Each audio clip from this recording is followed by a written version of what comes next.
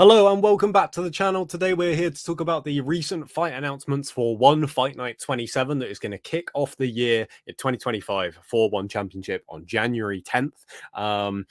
Should say straight off the bat here, if you've been watching the previous videos that I've uploaded on this channel, or potentially the video after, I'm not sure which way I'm going to publish these. This is the final video that I've batch recorded. This is the only time I've had this week to get some videos done. So the lighting and things like that looks a little bit, as you can tell, it looks a little bit differently because I'm trying to rush these out all at once in order to cover all of these topics that I wanted to cover. Now, I wasn't going to put a video out on this. If you guys are familiar with this channel, you'll know that every single Monday I put out a video called The One Report, where we chat about all the biggest news and talking points from the past week regarding One Championship. And I was going to save this for then, but this main event that we have got for One Fight Night 27 is so good. And I've mentioned this fight so many times in previous videos of mine that I thought I should put a video out on it now that we officially have it announced. And that will be your main event for the first major One Championship card of the year. And here it is. For the featherweight MMA World Championship, we will have the Chinese champion Tang Kai taking on the undefeated challenger Akbar Abdullaev. Now, for me, I think that there's maybe other fights and matchups in the conversation, but I would say when you look at all things considered, this is probably the best MMA fight that One Championship could put on right now. In a post Demetrius Johnson world, because DJ obviously brings a certain level of pedigree that is, kind of unmatched. Maybe, apart from a couple of names in the UFC and even the history of MMA. But, DJ is one of the all-time greats, right? So that's it's an exciting thing always to get to watch him fight. But obviously he's retired now.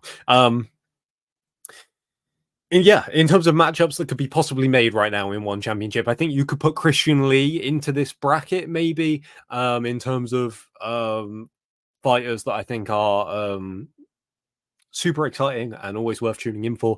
If you can put him in a welterweight matchup, I think there's some fights there that would be really interesting. Him and Kadestam, I would put, also in a list of the best MMA fights that one could put on. But this one is the one that takes the top billing for me. And the reason why, it's the form of both men. Tang Kai has won 8 in a row in One Championship. His last 2 fights have been against Tan Lee. In their first fight, he won the title by defeating Tan Lee via a decision. He was able to drop Tan Lee, I believe, quite early on in that fight. And then just, as you know, One Championships, MMA fights are scored as a whole. And Tang Kai was able to just stick to his game plan for the rest of the fight, keep himself safe, and won the fight fairly convincingly, I thought. The rematch earlier this year at 166, I believe it was, in Qatar, was a little bit of a weird fight for the first couple of rounds. It was a little bit, both guys weren't really sure, kind of feeling each other out and things like that. Both guys very dangerous strikers, so expected to some degree. And right when, you're thinking, maybe this fight is not going to live up to expectations at all, Tang Kai lands a beautiful combination, drops Tan Lee, finishes him to defend the title.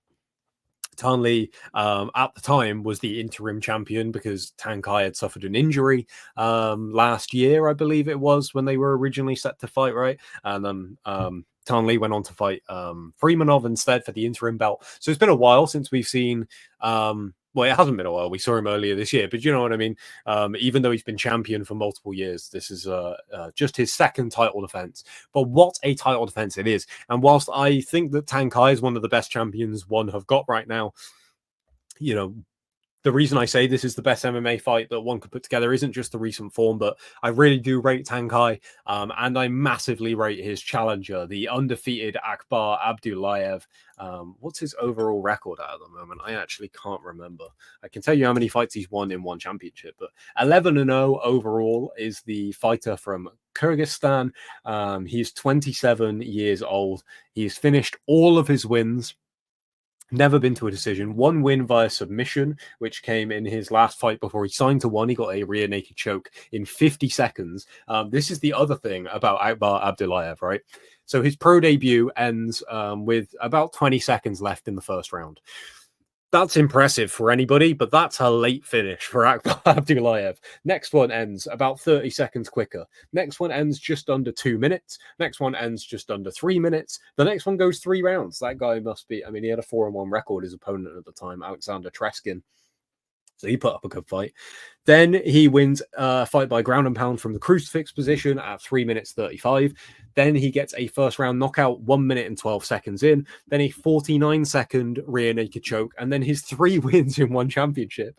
His first win was 44 seconds. His second win was 41 seconds. And his third win did go into the second round, 2 minutes 52 of the second round. But it was against, by far, in my opinion, his toughest opponent to date in Halil Amir, who is another guy I would put in that bracket of guys that I think, right at the top of one championship in terms of their actual ability and things like that. I was super impressed when he went out there and beat Halil Amir because I think, like I said, who was also undefeated at the time, 10-0.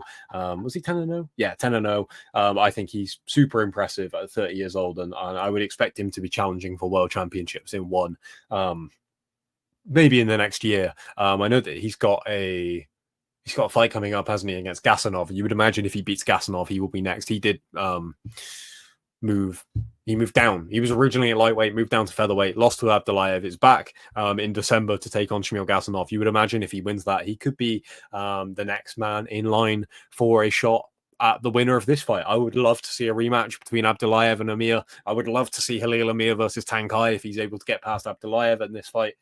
This fight is absolutely fantastic. I think you have, like I said, one of the promotion's best champions, and arguably is he their best MMA fighter that isn't a champion? I mean, Adriano Moraes obviously is not a champion, but I feel like we all kind of feel like he is the flyweight champion. Obviously, he was the flyweight champion until he lost to Demetrius Johnson in back-to-back fights. DJ's now retired.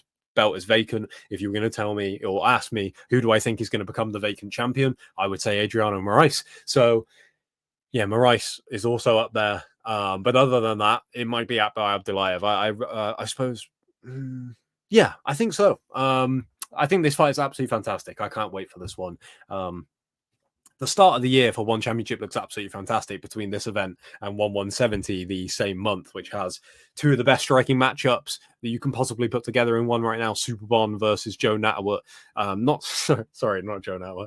Superbon versus Tawanchai 2 and Superlek versus Nico Carrillo, as well as the return of Fabricio Andrade defending his bantamweight MMA title against Kwon Won-il. That is a fantastic start to the year for one. There is also another title fight on this card. However, it is a title fight that we have spoken about in the past because it is the rebooked interim atomweight MMA World Championship bout between Denise Zamboanga and Aliona Rasahina. Nearly got it wrong. This fight was originally booked for one fight night. Now, this is going to test me. Was it 25? I'm sure it was the Regian Ursel Alexei Nicholas rematch card. Was that 25 or was that 26? Was it 26? I think it was 26. Was 25 Brooks and Ballart? God, I have. There was a stage where I could name you these fight night events by numbers, and now I'm struggling, to be honest. Wait, so no, 27 is the card we've got coming up. So 26 is Christian Lee, Ali Beg. So it must be 25. Apologies. I'd work it out eventually. So we have already spoke about this fight when it was announced. I don't believe I was doing the one report at the time. I think we started the one report after the ESL fight.